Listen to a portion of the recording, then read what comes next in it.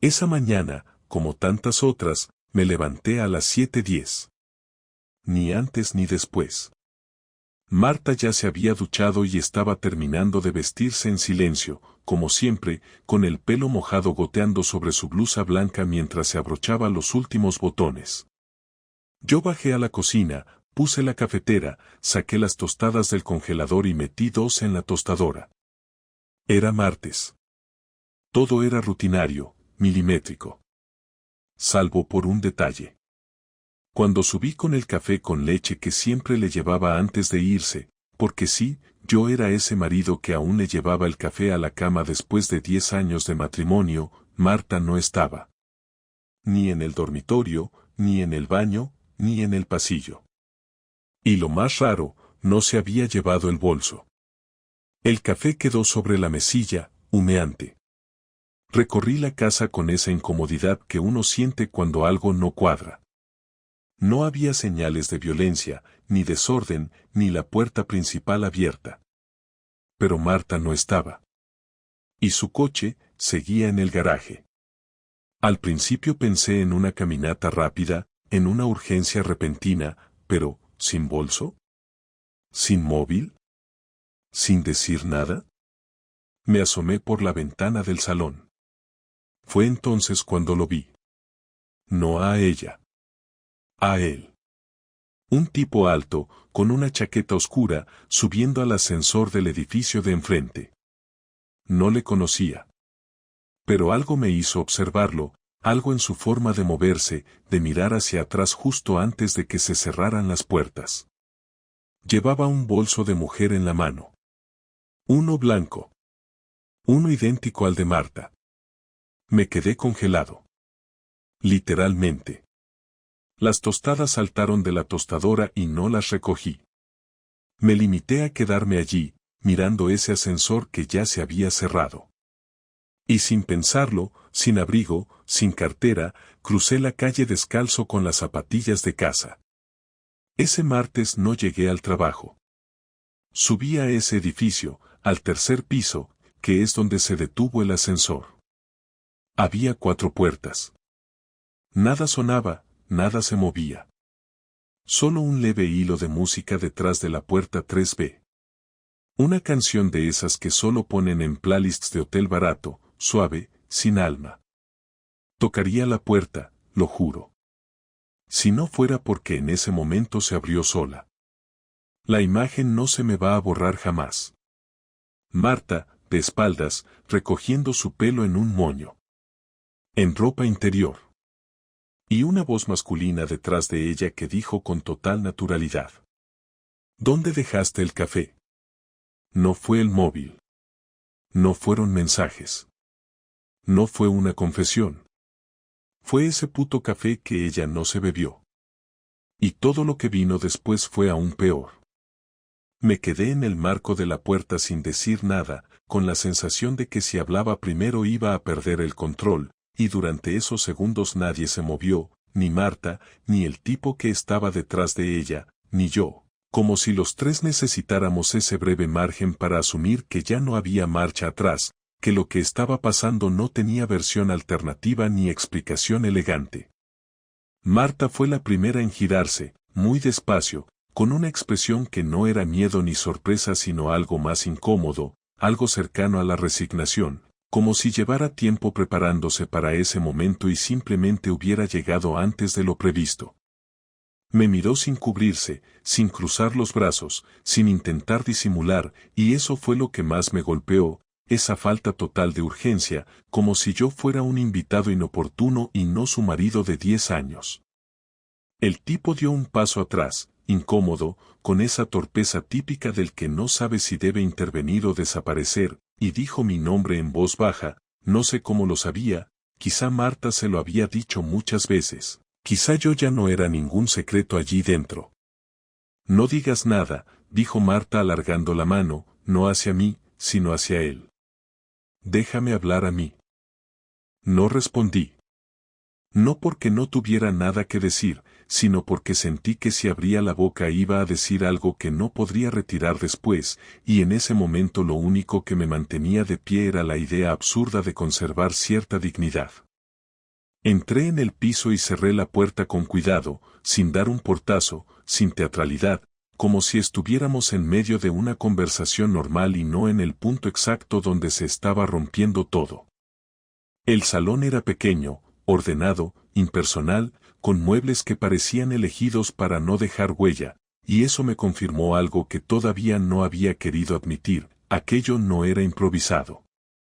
Marta no había llegado allí por accidente ni por un error puntual. Ese lugar tenía historia. ¿Cuánto tiempo? Pregunté al final, mirándola a ella y no a él, porque era la única pregunta que importaba. Marta respiró hondo y se sentó en el borde del sofá, todavía sin cubrirse, como si la ropa ya no tuviera ninguna función útil en esa escena. Desde febrero, dijo. No fue de golpe. No fue así desde el principio. Febrero. Hice el cálculo mental sin querer. 3 meses. 3 meses de horarios raros, de excusas vagas, de cenas frías en casa. 3 meses en los que yo había decidido no preguntar demasiado porque confiaba o porque me convenía confiar. ¿Y él quién es? Pregunté, señalando con la barbilla al tipo, que seguía de pie como un mueble mal colocado. Javier, dijo él, adelantándose. Trabajo con Marta. Asentí despacio. No le di la mano. No le insulté. No hice nada de lo que habría hecho en una película o en una historia exagerada. Solo asentí, porque en ese momento lo único que me interesaba era entender cómo había llegado hasta allí sin darme cuenta. ¿Vas a decir algo más o eso es todo? Le pregunté a Marta. Porque si no hay nada más, me voy. Ella levantó la vista, y por primera vez vi algo parecido a nerviosismo, no por mí, sino por lo que venía después, por las consecuencias prácticas, por las decisiones incómodas que nadie quiere tomar. No quería que te enteraras así, dijo. No era el plan. Nunca lo es, respondí. Javier se aclaró la garganta y dio un paso hacia la puerta. Yo me voy, dijo. Esto es cosa vuestra. No, dijo Marta sin mirarlo. Quédate. Eso fue peor que cualquier confirmación explícita. Peor que verla en esa situación. Peor que escuchar fechas. Porque dejó claro que yo ya no era la prioridad, que mi presencia no cambiaba el orden de las cosas.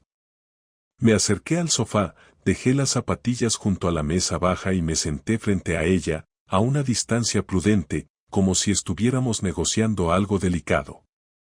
Explícamelo, le dije. No para salvar nada.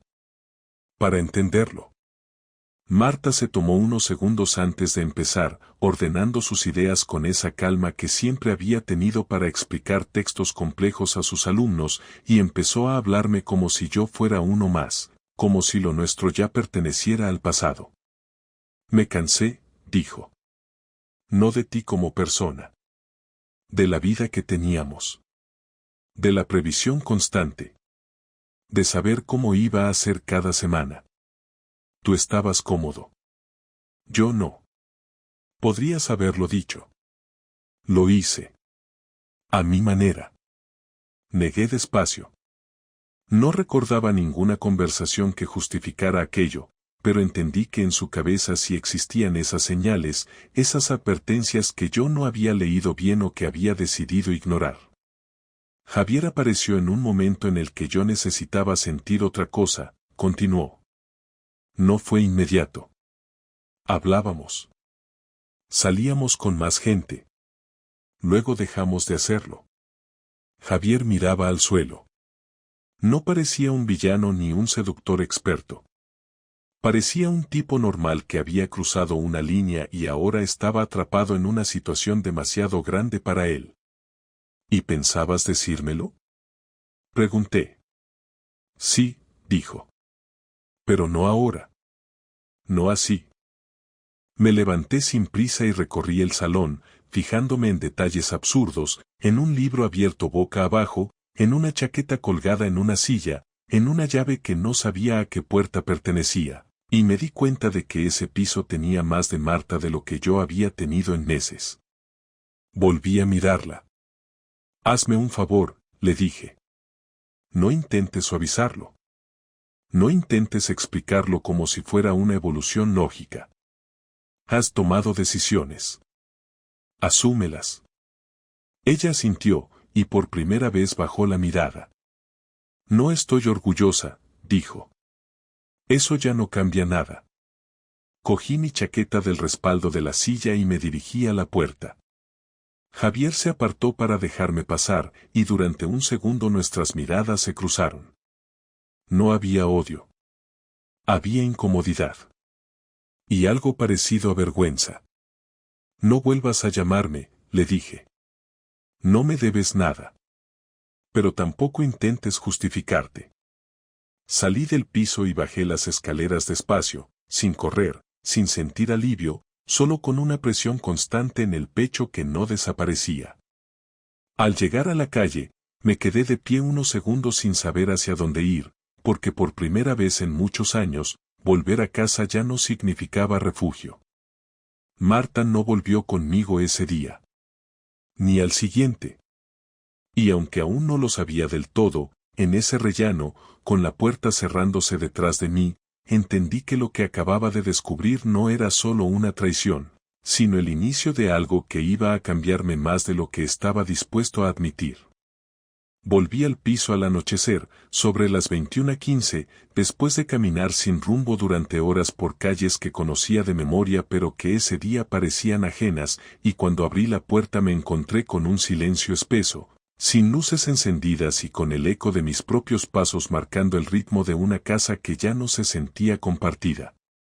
Dejé las llaves en el cuenco de siempre, colgué la chaqueta y me senté en la mesa del comedor sin quitarme los zapatos, mirando el hueco de la pared donde antes estaba una fotografía de los dos en un viaje a Zaragoza que ella había quitado hacía semanas sin que yo preguntara por qué. No encendí la televisión ni puse música, porque no quería ruido que tapara lo que estaba a punto de pasar, ya que sabía que Marta volvería, no por mí, sino porque allí estaba su ropa, sus libros, sus papeles, y porque la vida práctica siempre obliga a enfrentar lo que se intenta aplazar. A las 22:03 oí la llave girar. Entró despacio, como si la casa pudiera reaccionar a su presencia, y cuando me vio sentado, no se sobresaltó, solo dejó el bolso en el suelo y cerró la puerta con cuidado. Llevaba una chaqueta larga y el pelo recogido, vestida como si hubiera pasado el día en otro sitio completamente distinto, y durante unos segundos ninguno habló, hasta que fui yo quien rompió ese silencio que ya no tenía nada de cómodo. Siéntate, le dije. Tenemos que hablar. No fue una orden, pero tampoco una invitación. Marta obedeció sin discutir y se sentó frente a mí, dejando una distancia exacta, medida, como si la hubiera ensayado, y cruzó las manos sobre la mesa con una calma que me resultó ofensiva, no porque fuera falsa, sino porque demostraba que llevaba tiempo mentalmente fuera de allí. No voy a gritar, le dije. No voy a pedir explicaciones bonitas ni voy a suplicarte nada. Quiero que hablemos claro, sin adornos, porque ya no queda nada que proteger.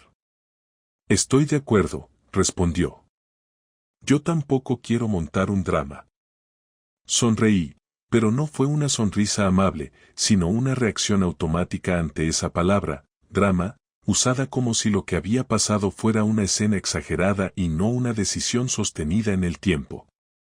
3 meses, dije. 3 meses viviendo conmigo y con otro hombre. 3 meses mirándome a la cara cada mañana. Y aún así tienes el valor de decir que no quieres drama. Marta respiró hondo, sin apartar la mirada. No fue así todo el tiempo, dijo. Al principio solo hablábamos. No dormía con él. No te mentí desde el primer día. Eso no lo mejora, respondí. Solo lo hace más largo. Me levanté y fui hasta el aparador, saqué una carpeta que había preparado esa misma tarde, no con ayuda de nadie ni siguiendo consejos externos, sino con una claridad fría que me sorprendió a mí mismo, y la dejé sobre la mesa delante de ella. Marta la miró sin tocarla. ¿Qué es eso?, preguntó. Una lista, dije. De todo lo que compartimos y de todo lo que voy a dejar de compartir contigo a partir de hoy.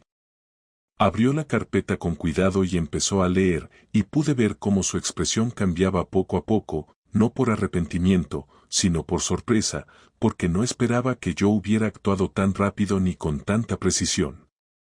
Había cuentas conjuntas, gastos, el coche a nombre de los dos, el alquiler del trastero, los seguros, incluso los libros que compramos juntos y que se quedaban conmigo porque estaban subrayados con mis notas. No era una amenaza.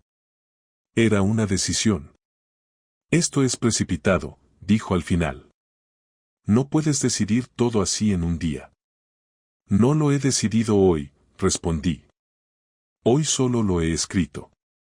Se quedó en silencio, pasando las páginas otra vez, buscando quizá un margen de negociación que no existía, y cuando levantó la vista, su tono cambió, volviéndose más duro, más defensivo.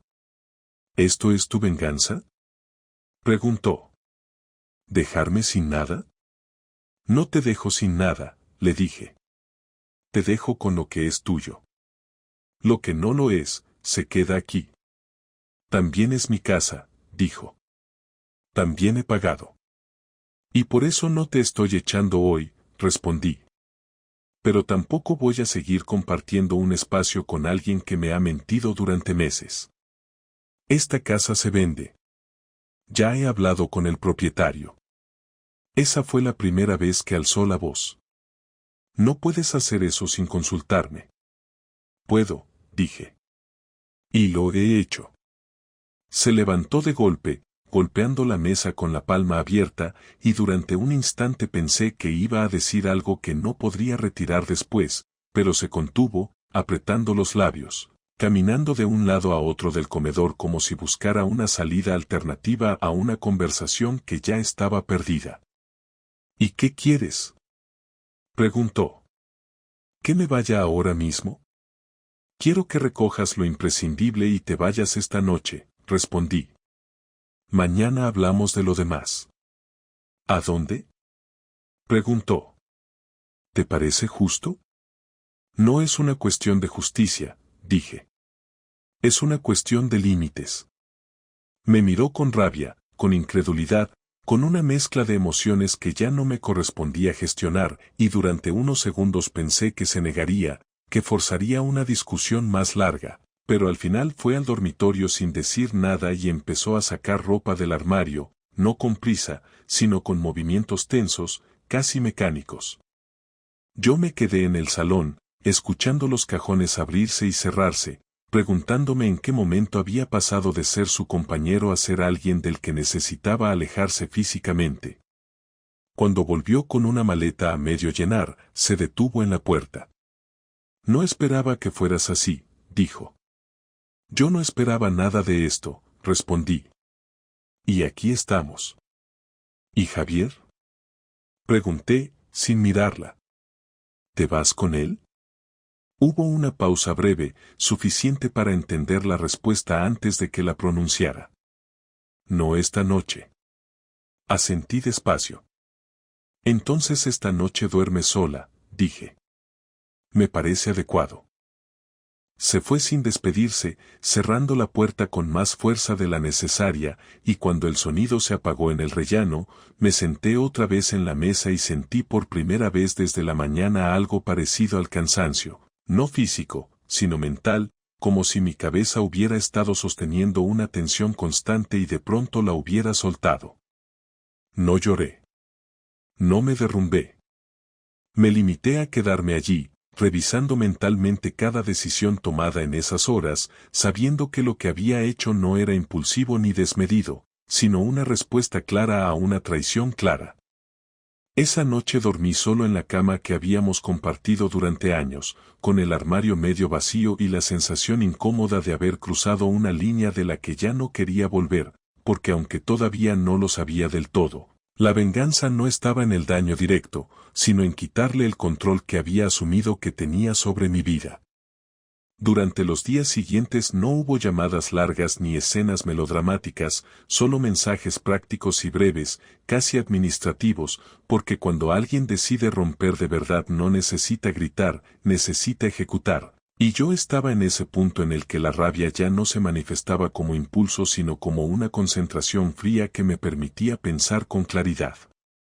El lunes pedí el día libre en el trabajo y empecé temprano, a las 8:30, sentado en la misma mesa donde habíamos desayunado juntos durante años, con el portátil abierto y una libreta al lado, revisando cada detalle que había pasado por alto mientras confiaba, porque la venganza que tenía en mente no era humillar ni destruir por capricho, sino desmontar con precisión la comodidad desde la que Marta había tomado sus decisiones. No quería hacer daño gratuito, quería consecuencias reales, visibles, que no pudiera ignorar ni maquillar como una etapa confusa de su vida. Lo primero fue lo económico, porque aunque nunca me había gustado hablar de dinero, sabía que era uno de los pilares silenciosos de nuestra relación y también uno de los espacios donde ella se sentía más segura. Llamé al banco y solicité la separación inmediata de la cuenta conjunta, algo que podía hacer porque ambos éramos titulares, y transferí exactamente la mitad del saldo a una cuenta nueva que había abierto el día anterior. No un euro más, no un euro menos. Después cancelé las domiciliaciones que pagaba yo y que figuraban a mi nombre, incluyendo el seguro del coche que ella usaba y la suscripción anual a una plataforma educativa que utilizaba para sus clases. No era ilegal, no era abusivo, era simplemente dejar de sostener una estructura que ya no compartíamos. A las 11:20 le escribí un mensaje, sin adjetivos ni reproches, solo información clara. He separado las cuentas y cancelado los pagos que estaban a mi nombre. Revísalo y dime si necesitas algún documento. No respondió en ese momento, pero sabía que lo vería, porque Marta siempre revisaba todo al instante, y esa certeza me produjo una calma incómoda, como si estuviera adelantándome a cada uno de sus movimientos. A las 12 llamé al propietario del piso y confirmé por escrito que en 2 meses dejaríamos la vivienda, algo que ya había hablado con él el viernes anterior, y le pedí que cualquier comunicación futura fuera también enviada a Marta, porque no iba a seguir siendo el intermediario de una vida que ella había decidido vivir en paralelo. Por la tarde pasé a la parte que más había dudado si hacer o no, no porque no fuera justa, sino porque sabía que ahí ya no había vuelta atrás, y esa parte tenía que ver con su trabajo. Marta no había tenido una aventura con un desconocido, ni con alguien fuera de su entorno, sino con un compañero del instituto donde trabajaba, alguien con quien compartía claustros, reuniones y proyectos educativos, y eso no era una cuestión privada cuando afectaba directamente al funcionamiento del centro. No fui al instituto ni armé un escándalo, no me presenté como marido herido, hice algo mucho más simple y efectivo, redacté un correo formal dirigido a la dirección, explicando que, dado que nuestra separación implicaba una relación personal mantenida durante meses entre 2 docentes del mismo departamento, solicitaba que se tomaran las medidas necesarias para evitar conflictos de interés mientras se resolvía nuestra situación legal. No acusé, no insulté, no exageré, solo expuse hechos y dejé constancia escrita. No obtuve respuesta inmediata, pero a la mañana siguiente Marta me llamó, algo que no había hecho desde la noche en que se fue, y su tono ya no era defensivo ni frío, era tenso, contenido, como el de alguien que acaba de descubrir que el suelo bajo sus pies no es tan estable como pensaba. ¿Qué has hecho?, preguntó sin saludo previo. He hecho lo que tenía que hacer, respondí. Nada más y nada menos. Han pedido una reunión urgente, dijo. Esto no era necesario. Para ti no, dije. Para mí sí. Estás intentando hundirme. No, respondí. Estoy quitándome de en medio y dejando que cargues con tus decisiones. Hubo un silencio largo, y luego su voz bajó un poco, perdiendo firmeza. Podríamos haberlo hablado, dijo. No hacía falta llegar a esto. Hablar fue una opción durante meses, respondí. Elegiste no hacerlo.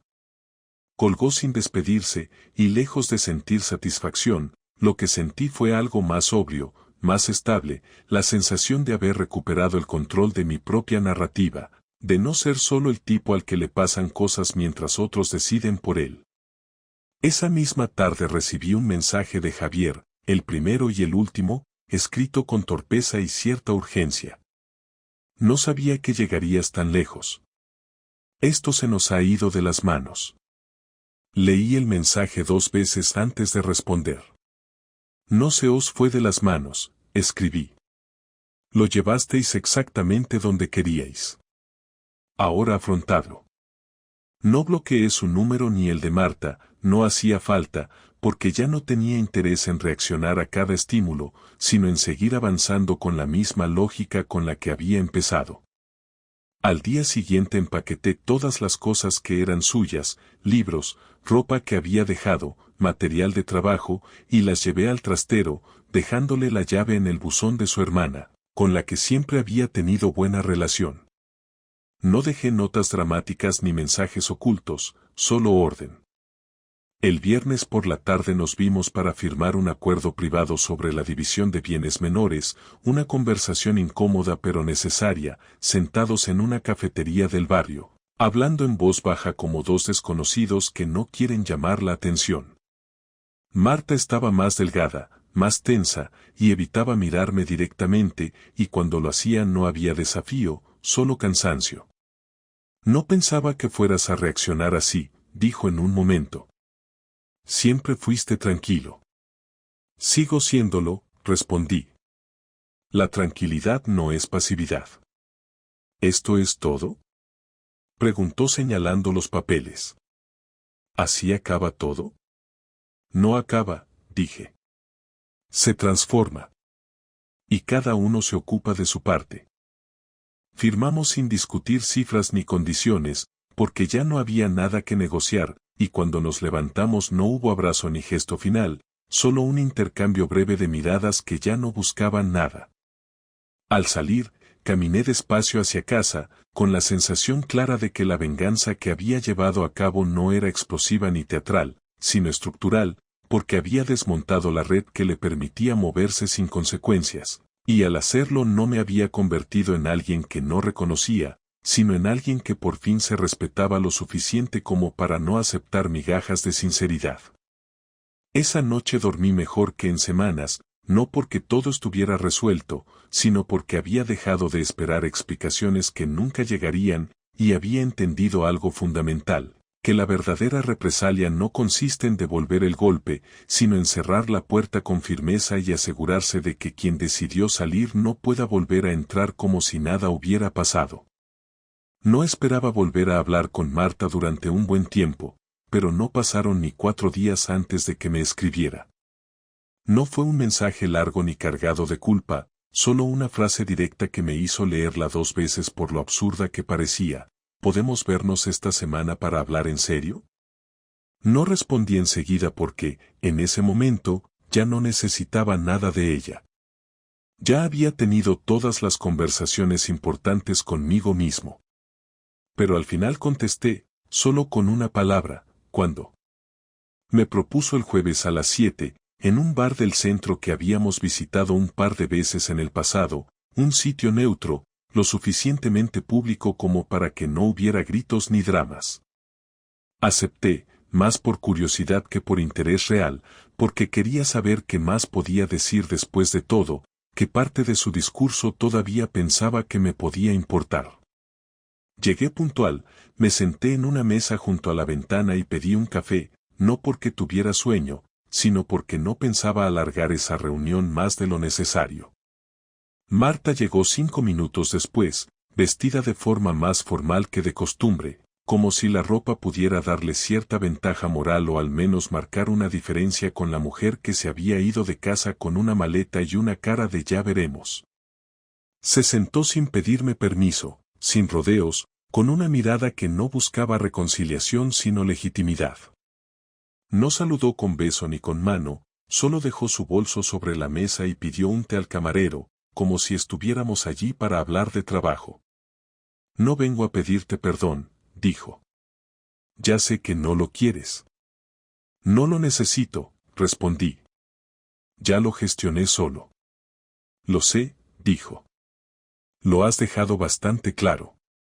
Hubo una pausa corta, un silencio que no incomodó a ninguno de los dos porque ya no teníamos nada que cuidar. Ella bebió un sorbo de su té y me miró con una mezcla rara entre prudencia y tensión. Lo he perdido todo en el instituto, dijo. No me han despedido, pero me han cambiado de departamento, no me hablan, me han quitado todos los proyectos. No saben si fue una relación consentida o no, ni quieren saberlo. Solo me han apartado. Eso no tiene nada que ver conmigo, dije. Yo no inventé nada. Solo puse los datos donde correspondía. No estoy diciendo que sea tu culpa, respondió. Estoy diciendo que fue tu decisión mover todo eso. Claro que fue mi decisión, dije. Como la tuya fue dormir con alguien con quien trabajas todos los días. Ella bajó la vista por primera vez desde que llegó. No lloró ni intentó hacerse la víctima. Simplemente se quedó unos segundos en silencio antes de volver a hablar. Quiero decirte algo que no te he dicho antes, dijo. Y no es una excusa. Es solo una explicación. Cuando empecé con Javier, no lo hice para herirte ni para salir de casa. Lo hice porque me sentía invisible contigo. No me escuchabas, no me mirabas, no estabas. Me sentía más compañera de piso que otra cosa. No respondí enseguida. Me limité a procesar sus palabras, no porque me dolieran, sino porque me sorprendía que después de todo aún creyera que esa justificación podía tener algún peso. ¿Y por eso decidiste acostarte con alguien en lugar de hablarlo conmigo? Pregunté. ¿Por qué te sentías invisible? No fue tan simple, dijo. No fue algo que planeé. Pasó. Me dejé llevar. Y cuando quise parar, ya estaba dentro. Estabas dentro desde el momento en que decidiste ocultarlo, respondí. Nadie se acuesta 3 meses con alguien por accidente. No lo estoy justificando, insistió. Solo quería que supieras que no fue por odio, ni por venganza. Lo sé, dije. Fue por egoísmo. Lo he entendido todo este tiempo. Y por eso no hay vuelta atrás. Ella asintió despacio. No protestó. No intentó convencerme de nada más. Solo me miró como si quisiera confirmar que esa puerta, la de volver, ya no existía. Entonces esto es lo último que hablamos, dijo. No va a haber nada más. No tiene por qué haberlo, respondí. Tenemos una separación legal en marcha. No tenemos hijos, no tenemos deudas, no tenemos que fingir más. El camarero pasó a cobrar y ella pagó su parte sin que se lo pidiera. Guardó sus cosas en el bolso y se levantó sin decir una palabra más. Caminó hacia la salida y antes de empujar la puerta me miró una última vez, pero esa mirada no significaba nada, no tenía contenido, no había súplica ni nostalgia, solo un gesto de alguien que se despide de un lugar al que sabe que no va a volver. Yo me quedé sentado unos minutos más, terminando el café, sintiendo algo parecido a un cierre, no emocional, sino estructural, como cuando uno termina un trámite pendiente y ya puede tacharlo de la lista. Al llegar a casa, abrí una nueva carpeta en el ordenador llamada Final, donde guardé todos los documentos, correos, mensajes legales y recibos que tenía sobre el proceso. No por necesidad, sino por orden. Porque ya no quería tener que recordar nada, ni revisar detalles en un futuro. Solo quería dejarlo todo en su sitio, bien clasificado, para no volver a tocarlo. Los días siguientes fueron tranquilos, no porque el dolor hubiera desaparecido, sino porque ya no ocupaba espacio central. Me levantaba, desayunaba, trabajaba, comía, salía a caminar, y por las noches veía series o leía sin tener que escuchar a alguien hablándome sin ganas desde el otro sofá. No echaba de menos a Marta, ni siquiera a la antigua Marta, porque entendí que esa mujer con la que yo creía haber compartido una vida ya no existía, o quizá nunca existió como yo la imaginaba. Me costó aceptar que no se trataba solo de una infidelidad, sino de una desconexión larga, silenciosa, progresiva, que yo había ignorado por comodidad o por costumbre, y que al final se materializó en una traición concreta porque ya no quedaba nada más que decir. Un sábado por la mañana recibí un mensaje de su hermana, con quien todavía mantenía cierto respeto mutuo, preguntándome si podía recoger algunas cosas personales que Marta había olvidado en el trastero. Le dije que sí, que tenía la llave y que podía pasar cuando quisiera. Me agradeció con pocas palabras, y 2 horas después apareció sola, sin Marta, recogió un par de cajas sin mirar demasiado y me dijo, antes de irse, algo que no esperaba. No voy a justificarla, ni defenderla, pero lo que hiciste fue lo correcto. Marta no pensó que ibas a reaccionar así. Creía que ibas a perdonar. Que ibas a esperar. Asentí sin decir nada. No necesitaba explicaciones de nadie más.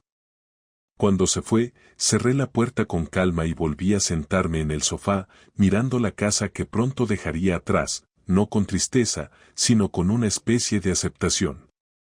Había hecho lo que tenía que hacer. Lo había hecho sin perder el control, sin rebajarme, sin actuar por impulso. Y ahora solo quedaba una parte más por cerrar. La última conversación que no se tendría con Marta, sino conmigo mismo. Porque el daño ya estaba hecho, pero lo importante no era quién lo causó, sino qué decidía yo hacer con lo que quedaba. Y eso, al menos, era completamente mío. A los 2 meses exactos de haber iniciado todo el proceso, firmamos el divorcio ante notario. No hubo sorpresas, no hubo objeciones.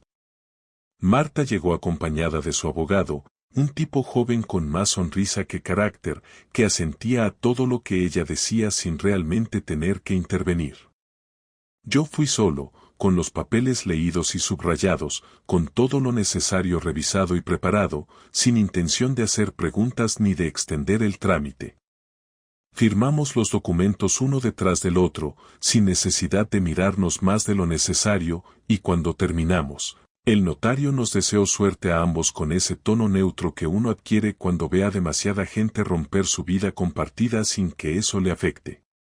Salimos del despacho sin hablar, cruzamos el pasillo y en la calle nos detuvimos unos segundos antes de separarnos, no por nostalgia, sino porque ambos sabíamos que ese era el momento exacto en el que todo terminaba oficialmente. Bueno, dijo Marta, ajustándose la correa del bolso, ya está. Sí, respondí. Ya está. Pensé que esto me iba a doler más, añadió. A mí me dolió cuando debía doler, dije. Ahora solo es trámite. Ella sintió y se dio la vuelta. No pidió un abrazo, no intentó hablar de otra cosa. Caminó en dirección contraria y desapareció entre la gente sin volver la vista atrás. Me quedé un momento ahí, de pie, sin intención de moverme aún, y cuando me sentí listo, simplemente me fui caminando hacia el metro, sin revisar el móvil, sin pensar en lo que vendría después, solo con la sensación precisa de que el capítulo había cerrado y ya no quedaba ninguna página en blanco entre nosotros. Las semanas siguientes fueron extrañas, no porque me costara adaptarme, sino porque de pronto me vi rodeado de un silencio que ya no molestaba. Dormía más, comía mejor, trabajaba con más enfoque. No porque estuviera feliz, sino porque el conflicto había dejado de estar presente. Me mudé a un piso más pequeño, más céntrico, sin recuerdos adheridos a las paredes, con muebles nuevos que no compartían historia con nadie. No decoré demasiado, solo lo necesario para vivir cómodo. No necesitaba llenar los espacios, solo asegurarme de que cada cosa tenía su función y no me recordaba a algo anterior. Empecé a recuperar rutinas simples, leer antes de dormir, salir a caminar sin destino, poner música sin tener que justificar el volumen. Nadie preguntaba si volvería tarde, nadie esperaba explicaciones. Y eso, que en otros momentos podría haberme parecido triste, ahora era una forma nueva de estar en paz. Un día cualquiera, un sábado, salí a tomar algo con Tomás, un compañero del trabajo que se había enterado por terceros de mi divorcio y que, como muchos, lo comentó con más curiosidad que tacto. «Entonces estás libre», dijo, sonriendo mientras alzaba su cerveza. «¿Y qué vas a hacer ahora?» «Vivir tranquilo», respondí, sin necesidad de añadir nada más. «¿No te dan ganas de vengarte de verdad?», preguntó. «No sé», algo más directo. «La venganza ya está hecha», le dije. «Pero no fue para ella. Fue para mí». «¿Y funcionó?» «Sí», respondí. Porque entendí que no se trataba de castigarla, sino de sacarla de mi vida sin dejar espacio para su regreso. Esa conversación fue breve, pero me confirmó algo que ya venía sintiendo, que no necesitaba validación externa, que no tenía que contar la historia para que me dieran la razón. Lo que hice, lo hice con calma, con límites, sin humillarme ni perder el control. Y eso no es algo que muchos entiendan, porque están acostumbrados a los gestos dramáticos, a los insultos, a los escándalos, a los gritos. Pero la realidad es que, cuando alguien te traiciona de verdad, el verdadero acto de dignidad no es arruinarle la vida, sino reconstruir la tuya sin permitirle participar más en ella. En algún momento, semanas después, Marta me escribió una vez más. Fue un mensaje largo, más reflexivo que emocional, donde hablaba de su nueva vida, de lo difícil que había sido su situación laboral, de la distancia que sentía con algunas personas de su entorno, de su intento por empezar de cero. Me habló sin rencor, sin exigencias. No me pedía volver, ni una nueva oportunidad. Solo quería, según sus palabras, cerrar bien. Leí el mensaje entero, sin saltarme ni una línea, y cuando terminé no sentí necesidad de responder. No porque guardara resentimiento, sino porque ya no había conversación posible. Lo importante ya había pasado. Lo esencial ya se había dicho, o hecho. Y no tenía sentido alimentar una relación que ya no existía. No volví a tener contacto con ella desde entonces. No porque me doliera, sino porque había entendido que algunas cosas solo sanan cuando se dejan en silencio. No me hice amigo de Javier, ni quise saber más de él. No busqué si seguían juntos o si habían terminado. No me interesaba. Esa parte de mi historia ya estaba cerrada, sin necesidad de revisión. Lo que vino después fue una etapa distinta, más sobria, más sencilla, pero también más honesta. Empecé a centrarme en lo que realmente me importaba, mi trabajo, mis amigos, mi tiempo, mis decisiones. Me di cuenta de que no necesitaba reemplazar a nadie, que no había prisa por volver a compartir mi vida con otra persona. No porque desconfiara del amor, sino porque por primera vez en muchos años me sentía completo sin tener que depender emocionalmente de otra persona. Esa experiencia me cambió, pero no me volvió cínico. Me enseñó a reconocer señales que antes ignoraba, a escuchar cuando algo no va bien, a no callar cuando algo me molesta. Me enseñó que la confianza no se recupera con disculpas, sino con acciones. Y que cuando alguien la rompe, tienes todo el derecho de irte, no para castigar, sino para protegerte. Me enseñó también que no hay que esperar a que todo se derrumbe para actuar. Que si algo no está funcionando, hay que enfrentarlo sin miedo, sin rodeos. Y que si el otro no quiere hablar, eso también es una respuesta. No volví a ser el mismo, pero eso no fue algo malo. Fue necesario. Ahora, cuando alguien me pregunta si estoy bien, respondo que sí. No como una fórmula vacía, sino como un hecho concreto. Estoy bien porque no me debo nada, porque no me traicioné en el proceso, porque me defendí con hechos y no con palabras. Estoy bien porque no dejé que la rabia me arrastrara, porque supe parar a tiempo, porque supe decir hasta aquí. Y eso, en medio de todo lo que se perdió, fue lo más valioso que recuperé.